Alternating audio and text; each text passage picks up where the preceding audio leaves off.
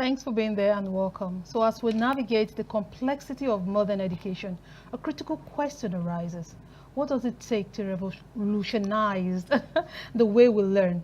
Today we'll be speaking with Kikelomo David, aka Coach Kike, a pioneering educator who is pushing boundaries and redefining the future of education. Coach Kike, you're welcome to the show. Thank you very much. Hope I'm permitted to call you that on Yes, air. of course. Yeah. All right. You're welcome to the Thank show. you very much. Funky grandma. Ah! Nice seeing Thank you. All right, so you're welcome. Thank you. So we're talking education today. We're talking about women who have made difference, women who are changing the status quo when it comes to education. All right, so let's start with your stories. You know, I want to know, I mean, why did you start your own school? Why did you go into the educational sector? All right. Anytime I share this story, you know, I get so emotional about it. Oh, really? You Wow. know, it all started with my young children when I had my first. They were twins actually. Okay. Right there we were in Port Harcourt. And so the first school they attended, they come back home and they're like dragging me, mommy sing, you know, they're reciting rhymes. You know, their speech was not quite clear then, you know. Something like carry, you know. I was like, what are you talking about? You know, some of the days I had to go to the teacher and ask the teacher, please, you need to help me write out the rhymes you teach them in school, the songs, the things they do, so I can follow up at all. And so that's inspired so much passion in me. So when they come back home, we get to sit down together to do their own fun, you know, guiding them, learning the songs. And I like quite a lot of rhymes then. I learned quite a lot of songs through that. Then moving forward, you know, my husband was a full-time pastor and we were being moved from one city to the other. So at some point, you know, changing their schools, I needed to school them. You know, so I also inspired my passion. And at some point, I just said, let me go into education. I was in the banking sector, and because of the transfer here and there, I had to stop the job. So where do I go to? I said, okay, let me go to education. It felt like, oh, how are you going to do it? I'd never had a background. You know, my first degree was in economics, and so I love banking. But at that point, I decided, you know, before then, you know, I've been part of children's church and churches and trying to build up young people. So that inspired me, and over time I got into the classroom. I've been a teacher, I've been an academic supervisor, I moved to become head of school, administrator, and right now I'm a consultant and a school owner. So I've actually gone through all the levels that brought me to where I am. Wow. So at some point I just knew that we needed to change the status quo and the narrative in education. I found a lot of gaps in the traditional methods. So I decided to start a school that would be able to bridge the gap.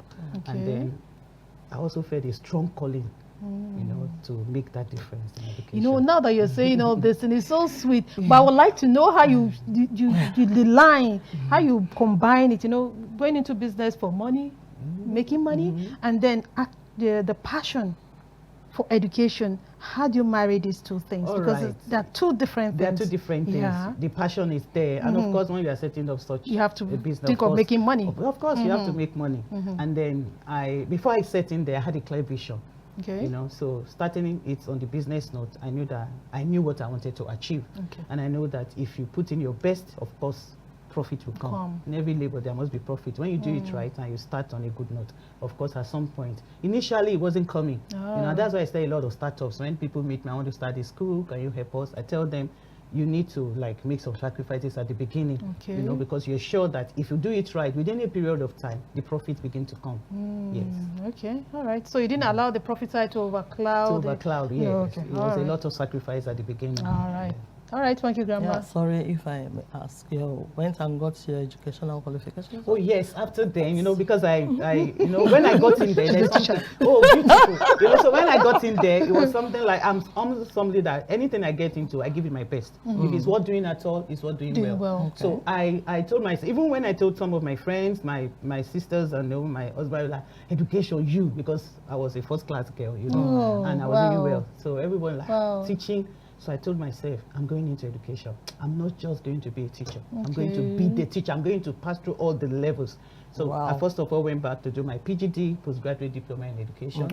After some time, I proceeded to have my master's in education and administration and management. That's good. So you know how she's fully qualified. Yes, she has the basics. Certifications here and there. Yes. Because when she was actually talking, I was saying, I've not heard her say she did her education, diploma in education. Well, the step one step after the other. Yeah. Okay. So it is also believed that when a woman is empowered, that a lot of people benefit from it.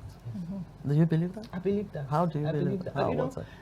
I know women. Women are when women want to do something, they put in their best. Absolutely. You know, they say anything you give a woman multiplies it.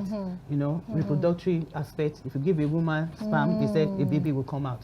So if you give a woman a little empowerment, I've known that they multiply it over time. So women they have that natural ability that whatever you give to them, if a woman is empowered, she will be her best. She will do well. And so I encourage women empowerment a lot because there is nothing that comes to the hands of a woman that she doesn't multiply.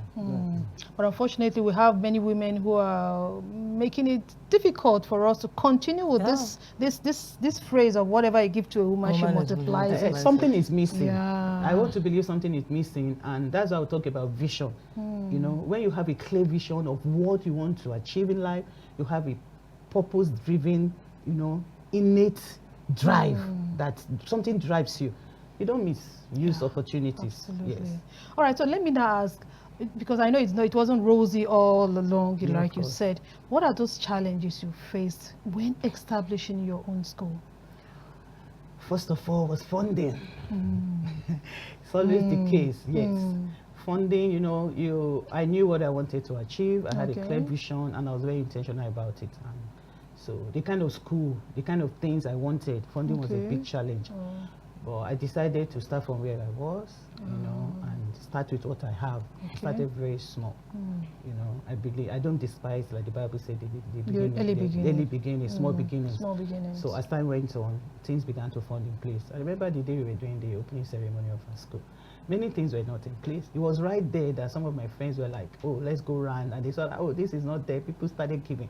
You know, I'm a woman of faith. I act on faith. So I just knew it's time, and we set on, and funding was a big challenge at that point. Number two was staffing. Staffing was a big challenge, you know. Teaching is a profession that a lot of young graduates don't want to get into. You know, that belief that teachers are poor, you know, their rewards are in heaven, you know. And they are So, stagnated. yes, and I I had a clear vision of what I wanted, slightly different from the normal. So I didn't want to import teachers from other schools. So I went out looking for fresh graduates that have values that align with our vision. So it wasn't easy, you know, trying to convince a young graduate to come and teach. You know, I knew they didn't have the experience, but being a trainer, I knew I was ready to train them. But I wanted to have people that, you know, understand the vision, people that will build up passion for the profession. You know? So it was a big challenge, but at some point we were able to break through. Then thirdly was, you know, there have been existing schools. It was a competitive market you are getting into. How do you convince a parent to move their children from a school they've known to a new school, you know? As a tough one. That was a very tough one. But with strategies and different, and being somebody people have already known, at some point we were able to break through. We started with 13 children, you know, but right now, we are talking of hundreds. Oh, that's great. And nice. this is your first year? This is our 7th year. Okay, that's nice. This is our 7th year. Being a private school is nice.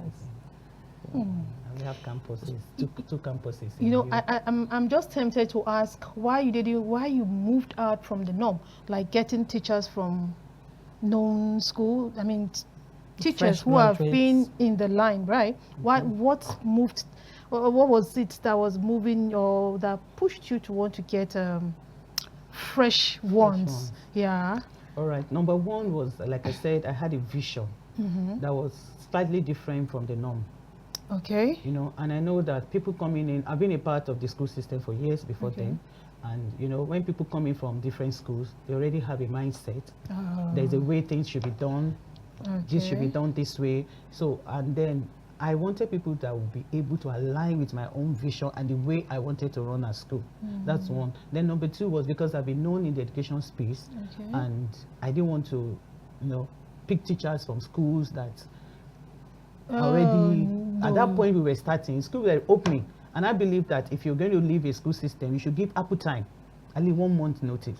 So here we were, August, September, I planned that school in less than 3 months, you know. So, getting to pick out a teacher from the classroom, I think of the children, I think of the school owner. And the golden rule is don't do to others what you wouldn't want them to do to you. So I was very careful with that. Yes. All right. Okay. Thank you, Grandma. Yeah. We're talking about women in education and leadership. Yes. So now that you have a school of your own and you're a leader, how do you think you can transform these other ones that you have brought in to be good leaders as well? We're already transforming, not that we are going to transform. Okay. I have a platform that trains teachers. Okay. I have a platform that mentors school owners. And we run a lot of programs.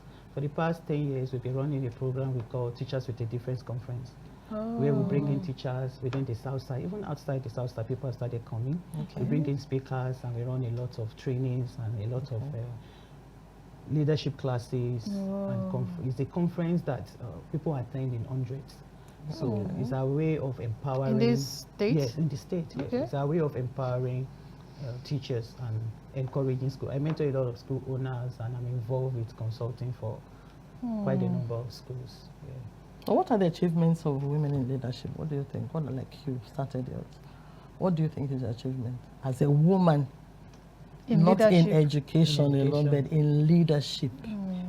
My achievement, I would say, and for leaders, is ability to impact the next generation. As older women, positioning yourself to be an influence and a role model to young ladies coming up. We are called, as elderly women, we should model the kind of life, the kind of thing we believe every young lady should get into. You know, so we are influencers, I would say. We are role models as women in leadership. You have that opportunity to make impact in your space, in your sphere, in your setting. So we don't joke with it. I maximize that and I make sure that every young person that come around me, I mentor, I talk to them, I model, you know, and I try to influence in my own. Now let's talk about philosophy, you know, because you said something, getting those fresh ones. Because I'm still, you know, very surprised about that. You know, getting those fresh ones. So there is something you have in mind. You have your own perspective. You have your own ideology you want to inculcate into the people you're working with, right? Now, let's hear your philosophy for education and how you've been able to incorporate it into your school. My philosophy of education is that every child has the potential to be exceptional. Every child is unique and have innate abilities. And if given the right environment, every child can succeed. Every child can stand out. And so one of the things we do in our school, we believe that every child has an innate ability and that every child has their own unique strengths. So it's our place to identify those strengths and help them to develop it. Children have different learning styles, so we don't use just one method. There's nothing like one size fits all. So we diversify our teaching methods to suit the need of every child that comes to us. You know, I'm happy you're saying this. So does this include, or what's your idea about inclusive education? Because you're talking about every child having different way of learning. We have special children also. And there's this advocacy for inclusive learning. So what's your take on it, or do you have plans for it in your school? Yes, we do it. And I've been training on that for the past few months, since September last year. I've trained quite a number of people on inclusive education. We call it differentiated learning. Now within the classroom, we have children with different learning abilities, different backgrounds, different religion, language. But within that classroom, every child is valued. Every child is taught in their unique way. And that's why I talk about learning styles. You know, we have different learning styles that some children could be auditory.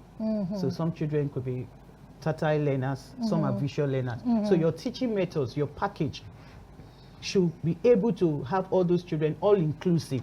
And then you can be teaching the same topic but in different ways so that all the children in the classroom are being carried along.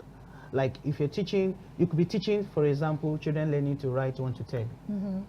There are some that just introducing those letters and putting the methods you normally use, the normal, hold their hands and, you know, they get to write. But there are some children, you will have to do an extra work. Okay. Some might be at the point that they've started writing 1 to 5. Some are still writing 3. So I know some people call them slow learners. I don't like to call them slow learners. I call them emerging bloomers. Oh. They are emerging. At some point, they will get there. And we also have children that maybe have learning disabilities, they have visual impairments and all those stuff. There are ways to support those children. And so that's what I've been trying to do. I've done a lot of trainings on that. Okay. And so I'm trying to share that knowledge to ensure that within the classroom, within the school setting, there is inclusive education. No child is left out. Our motto is making a difference one child at a time. So we study the individuality of every child, and we are able to tailor our teaching methods, our curriculum to the need of every child under our care. That's absolutely beautiful. This is the first time I'm hearing a teacher talk about inclusive education. Because when you mention inclusive education, most teachers or proprietors they run away from it. They don't want. Okay, so from all you have said now, what are the downside of inclusive education that you think will pose as a challenge for you in the long run? Well, you know, acceptance is one thing. Some teachers, some parents might, like right now we have a child in our school that has cerebral palsy. I've had children that have Down syndrome.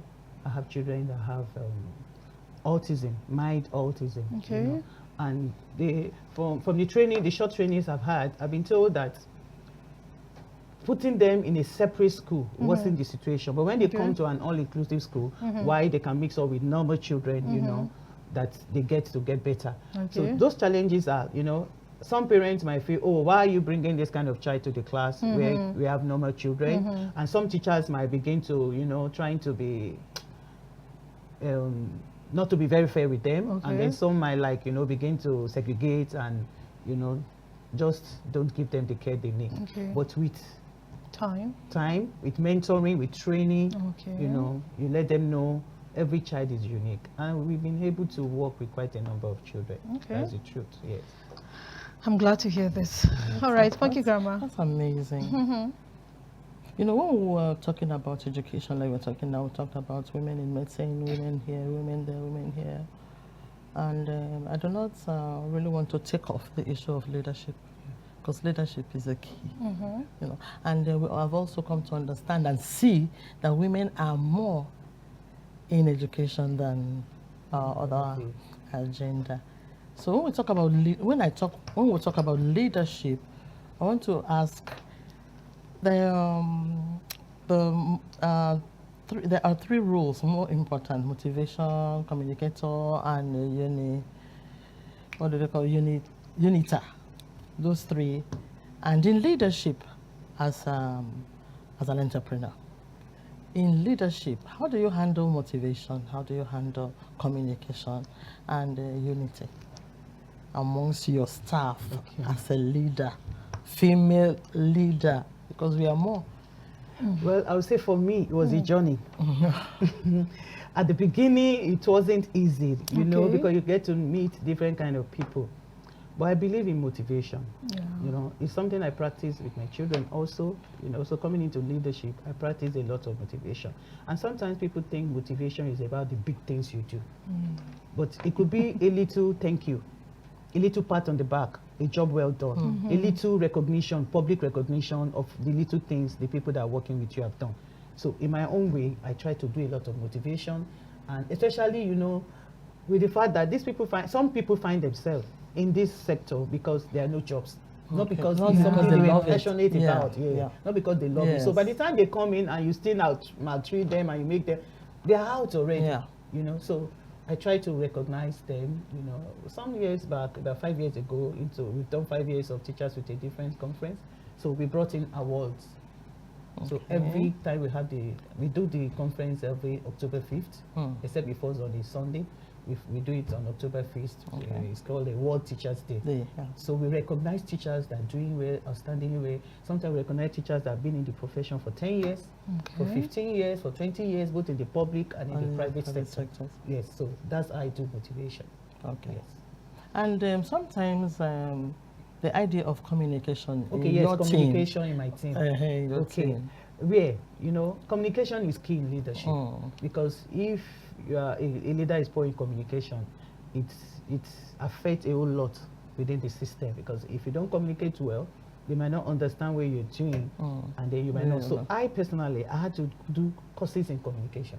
Okay. To build my communication skills, because you are telling somebody and the person doing something else. So I'm asking myself, am I not communicating well? The person is not getting me. I found out that I had some lapses. So I needed to get to train myself on communication. So what I do is when I send you a message, either on WhatsApp, you know, or a text message, I want to ask you, do you understand what I said? I will ask that question. I want that feedback. I don't assume, you know, and so I want that feedback. And I also make room for people to ask questions. Okay. You know, because if you don't give that room, people might misinterpret some things you've said, some instructions you've given, or how you communicate, and then the approach of communicating matters. Sometimes it's not what you say, it's how you say it. I was very bad. I wouldn't lie. At some point, you know, you want them to do it. But after going to develop myself in communication skills, I now present instructions better. I communicate better. My approach have changed. I'm still saying the same thing, but I'm saying it in a different way. Yes. All right. Now, talking about current trends, I wanted to find out how you keep up with current trends. You know, how do you bring it into your school and all that? Before you talk, there was this one time a particular country thought it wise to like bring in the use of gadgets in the school, but in the long run they discovered that that gadget wasn't the best option for them, so they had to discard it. So following the trend. So what are those things you brought into your own school system? First of all, is technology. Okay. You know, talking about the story you just told me now, there are new trends. That's the fact. But what I do is I try to pick the trends that align with our vision. I told you at the beginning that I had a clear vision. I knew what we wanted to achieve. I knew where we were going to. And so I don't just pick everything and bring it in. I check those things. I do a lot of training. I train myself a lot. I invest so much. I'm a lifelong learner. You know? I follow a lot of educational research. And so what I do is I pick those things, those new trends, and I weigh them. I look at the immediate benefits and the long run benefits. And then I put them side by side with our vision. And I also put them side by side with our location. Because you know, there's what they call KYC, know your customers. Can we just bring this in? Will it align? So even if you're going to bring it in, there is a way, there's a method. So we don't just rush into it. For example, technology came, and the time came, children need to be writing CBT exams. You know, and you know that for children, you have over 100 children writing CBT. You need to have a lot of systems. And then you look at it, do you have enough systems for this? Do you have parents that will be able to afford giving their children gadgets to come to school? So we needed to weigh it. And so we give our parents enough time to plan towards it. And then we started. So it's no longer a challenge.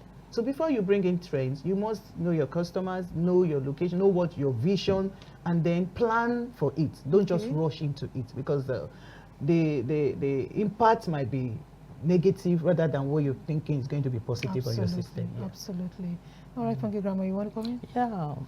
I earlier talked about women being more in this profession than men.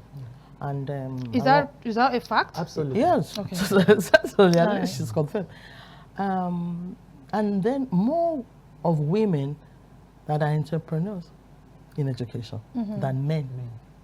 Do you think there's anything about that? That men are actually running away from it, or they are trying to make us I'll say it in two different ways. For me, you know, teaching is like a profession, a job that has to do with nurturing. And so women are known for nurturing. So I believe that's one of the things that informs seeing more women in teaching. Number two, you know, it's a job that people believe gives women time, gives you time. So you can have more time for your family. So if you go into children, I want to say it's no longer the way it used to be. You know, it's so demanding now. There are a lot of things to do. And then thirdly, it's about you know, the prestige that goes with it. You know, some male feels that it has been in a place that they even ask with male teachers don't want to come out because they don't want people to know they are teachers. You know, but it's true. You know, that's the truth. Yeah, that's the truth. I also believe it's because of the prestige that when you tell someone you're a teacher, they look at you. But we are changing the narrative. That's it. That's what it is. How are you changing the narrative? Oh yeah, like motivating teachers. You know, there are a lot of opportunities in education now. Thank God for technology. There are people that are here that are earning in dollars. Teachers are earning in dollars, teaching people online, teaching people outside Nigeria. The AI tools are there. There are a lot of things. And one of the things I know, you can become a coach in whatever you have done over time. Okay. You share your experiences with people. People are writing books, teachers are writing books, except a teacher that is still in the old. Every teacher that is forward thinking, they're changing the narrative. So we are changing the narrative. It's not like before that people think that when you're a teacher, you're very poor, you know, you don't have a future, there's no reward. No, it's no longer there. Yes. It's no longer there because when actually I started teaching, not that I had really intended to teach. I wanted to do music, but can you believe that? I'm surprised. I've never heard that story. For women or no, for her. Yeah, I've never heard that story before. Tina Turner was my model. I love her crazy hair. No, I know you love Tina Turner, but I've never heard you wanted to do her music. Crazy hair. I said, no way. I am going to hold the mic and sing to the world. Wow. That's it. I loved it so much. I really loved music, you know, and I danced a lot. I dance. Really? Yeah. So you won't believe it. I dance a lot, so don't think Funky Mama is just for hair and this. It's for everything. Seriously? Wow. Yes, sure. So we went for something, teachers and other people, and they asked some of us, oh, you can stay in this room. And we also went inside. They said, oh, let's introduce ourselves. Everybody started introducing. When I mentioned my name, and what I was doing as a teacher, everybody screamed. I said, no, not people like you that are teachers. So I said, sure. I said, no, how can you say that? I'm proud to be a teacher. And because of the way you see me, you think I can't be, but I'm one. So teachers are not the way you used to look at them before. We have changed a lot of things, and we are proud to be teachers. We make the world. We create a lot of things about people. Whoever you are, a teacher taught you. So, you know, we need to just make people believe you love your profession, and that's why you're in it, not because you just run into it. So, after today, we are making more money as a plus. Yes, that's true. That's true. Yes. Yes. I'm even thinking of it So as a side reward has hustle. started. Our reward has started on earth. No more in heaven. Yes, it's no longer. Okay, so how do you combine your personal life, personal development, and school? Because I know it can be tedious. Yeah. So self-care, we always talk about self-care here, Funky Grandma. So how would you be able to manage? Okay. Permit me to say something at this point. You know, I'm starting a retreat, a coaching retreat for women, starting on Sunday. Oh, Sunday really? is Wandering Sunday, and this month is Women Month, of course. So we do this empowerment with women. You know, not just women in the education sector. So there's this coaching retreat coming up. We call it Live. You know, that every woman, you need to live. Just give yourself that time, that pampering, that self-love and self-care. You know, all work, no play. Make women look older than they should. I tell you. You know. So we're starting that coaching retreat on Sunday, the 30th to 1st of April. Just come out. Let's just have some time. We're going to do a lot of games. And so right now on the waiting list and on the WhatsApp platform, we are doing a 7-day self-love and cake challenge. There's something to do every day. Self-love. The self-love challenge. We get so busy that we forget ourselves. I tell you. We don't look on ourselves. We're the one that cook. We're the one that nurture. We're Super women. Super women. Always trying to prove. Yeah, we want to prove. We don't trade that time to take care of us. You know, and so that's what I've tried to do. Take some time off.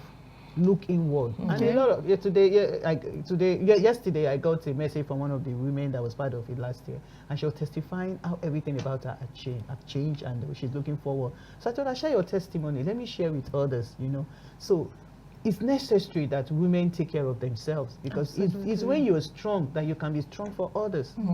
And the Bible says you should love yourself as you love others. You can't give what you don't have. So when we neglect ourselves, trying to be super women, like Grandma had said, you know, at the end of the day, your body feels it. You know, so it's necessary that women take time off to take care of themselves. Okay, but then you still have not answered my question. Okay, I want to know how you prioritize your my well-being. One of the things I do, you know, at this point, I'm about 50 now. I'm 50 plus now. Wow. When I was approaching 50, I changed a lot of things. I changed my diet. I don't eat like those. So I watch what I eat. I take time off. I have me time. I give myself me time. me time is, right now my house is just like empty. My first 3, they graduated, they're working. The last 2, they're in boarding school. You know, I just got to pick this one today, the one you saw. You know, so while I'm at home, I wanted it, I needed that time. So I have time for me, I have time for, you know, and I also make sure I follow my schedule. You know, before now, you know, I can be everywhere. But now, I do a schedule for myself per week, per day, and so I try as much as possible to stick to that schedule. Yes, I stick to that schedule. Okay. And you don't find me everywhere anymore. Okay. And there are certain things I don't do. And I also do exercises. You know, yes, I do exercises. That's nice. Then concerning my mental health, I'm very careful about what I listen to, what I hear, and the people I surround myself with. You know, because what you hear, what you see, the people around you, affect you a lot. Affect you. So True. I'm very careful. True. The kind of people I work with, the kind of places I go, and the things I listen to.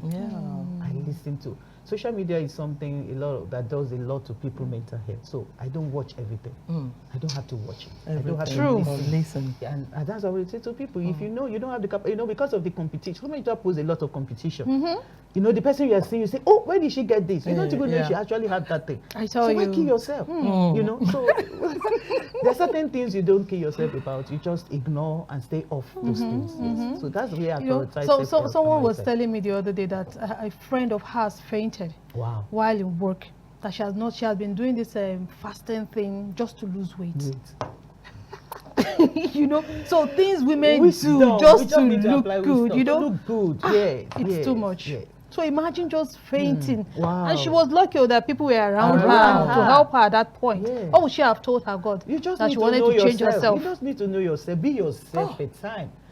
Trying to be somebody else or do what others are doing, at the end of the day, you just be number 2. You won't be original anymore. So I tell people, understand yourself. Who are you? Who are you? And be yourself at time. You know, set boundaries for yourself. Set limits. You know, a lot of people just go haywire in what they listen to. Catch up with a lot of competition with anybody. And some people don't think they are not in competition. A lot of people think, no, I just have to do it. A lot of some people are even in competition with themselves. You know? You know? So they can go to any length to achieve that. No, sometimes I just look at these younger girls and say, no, I was actually really busy when I was younger. Very, very busy. Till when I got a little older and a little older. It's now all time for myself. Oscar. All time for yourself. All time for myself. You paid the She just clocked 60 few days ago. So she's awesome. She can see how thank you. In arrears, yes. That's good. I hope you enjoyed your day. Yeah, it was wonderful. Thank you. How do you feel at 60? Oh, when Nancy asked me when I actually resumed, how do I feel? I said, I just feel a bit different, that I just started being not a talkative. That's one thing. Oh, really? I started talking less. There's no need. No need to talk again. That was my first experience. I just noticed I don't talk much. You know, you say this, my children will say, come and say this. I said, oh, that's okay. I said, Mommy, what's wrong with you? I said, and I said, there's no need. So people say I should rest now.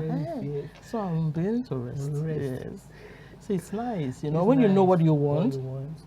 And especially when you listen to what you should listen to, you have a lot of motivational speakers that can lead you aright. You know what you're thinking. You know what comes into your mind and what you push back. That's very true. You know, you don't store in everything, and you don't allow negative energies to drag a lot away from you. Just go for the positive. And you stay well, and you stay fine and happy. Most importantly, happy.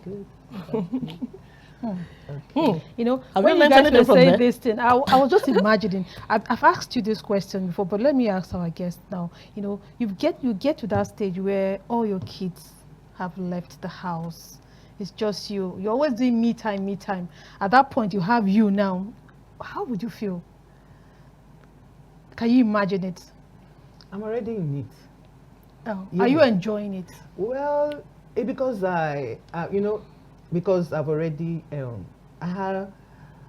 my hands are already full. I'm not with idle. Activities. With activities. I already knew the things I want to achieve at this level of my life. At that point that I was still nurturing my children, I knew that there were certain things I couldn't just do because I needed to give my time. I needed to be there with them, you know. So I was already looking forward to that time. Okay.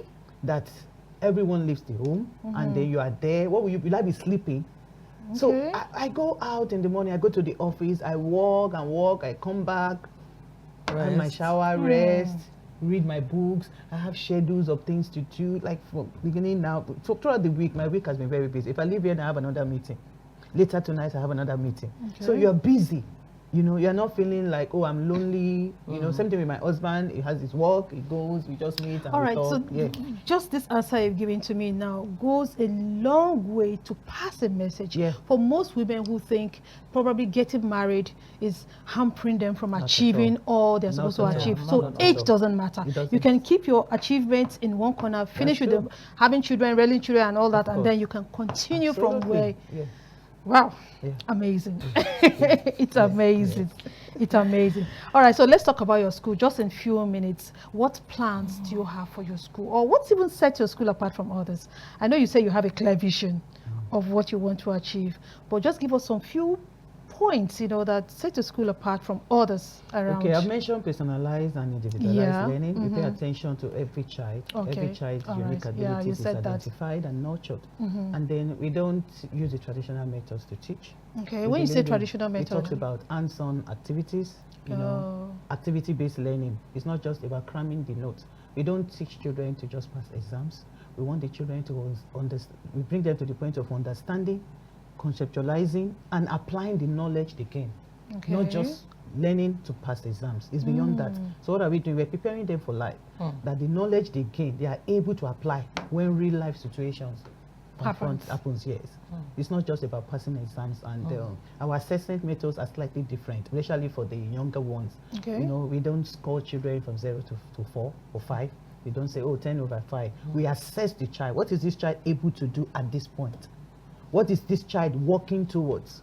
What are the innate abilities in this child? How do we help? So those are the way we assess those children. And then we give every child opportunity to express themselves. How about skills? Yes, we do skill-based learning too. We do leadership training. We teach etiquette. We teach, in fact, everything we know can prepare a child for life, but age-appropriate learning. Yes, so we do skill-based learning, we do leadership training, we do critical thinking skills, you know, problem-solving skills, because that's what, even if you go to the outside world now, people applying for jobs, they're not looking for first class alone, they're not looking for 2-1, they're looking, can you solve real-life problems? So we expose the children to all those things. Thank you so much, Coach Kike, for coming on the show. I don't know if Funky Grandma has some last question she want to ask. Not really. What I want to ask, what makes a woman a strong leader? A strong leader. What makes a woman a strong leader? Believe in yourself, your confidence level, you know, your confidence level, and I believe that knowledge empowers. Yes. You can be a strong leader when you're someone, you know what you're doing. And so I want to encourage women to go for learning, learn more. There is no end to learning. Be a lifelong learner. You know, the level of knowledge you have gives you confidence to stand out in your place of influence. Yes, where you are leading. So when you don't know so much, you know, you see people who say they don't have confidence, they're afraid to go forward, they're afraid to stand out, they're afraid to lead. If you build your capacity, so it's capacity building, I would say to women, it helps you to lead better. All right. That's a good one. Let's more of that closing remarks. You've started already, so let's just keep more. All right. So every woman out there, I want to tell you, believe in yourself. Have a clear vision of where you're going. Be purpose-driven. Be purpose-driven. And then capacity building. Build yourself in the area you want to stand out. Whatever you're doing, know what you are doing. Know everything about it. The business you're doing, the job you're doing. Don't just depend on your certificates or your connection to get those jobs. Build capacity. Because you don't even know when opportunities will come. Opportunity. You know. Meeting readiness. Meeting readiness, yes. Meeting readiness. And I also want to say that you are role models to the younger generation. You know. What you do now, you don't know the girl outside there that is watching you. You don't know the girl that is looking up to you. We have a whole lot. Leadership is influence for me, as John Maxwell said. Leadership is influence. You do it well wherever you find yourself, in your in your place of influence. You don't know who you are touching. You don't know who you are encouraging. So you can mentor whether directly or from far. So I want to encourage women, let's do it right. And also, finally, collaboration is a new competition. Absolutely. We don't need to compete with ourselves. Absolutely. We can come together, collaborate to get things done. I believe in collaboration. And of course, for me, it's a new competition. Thank you very much. Absolutely. Thank you so much, Coach Kike, for coming on the show today. It was quite impactful, I must say. Thank you for coming around. I'm so happy to see you for the first time. Funky grandma. To meet you again. Thank you. Yeah, thank sure, you we'll meet again. Thank you. All right, so as we reflect on our conversation with Coach Kike, I encourage you to consider the ways in which you can make a positive impact on the world. What will you do to challenge the status quo, to empower others, and to create a meaningful change? Thanks for joining us, and let's continue to explore, learn, and grow together. From all of us in the studios, bye-bye, and thanks for watching.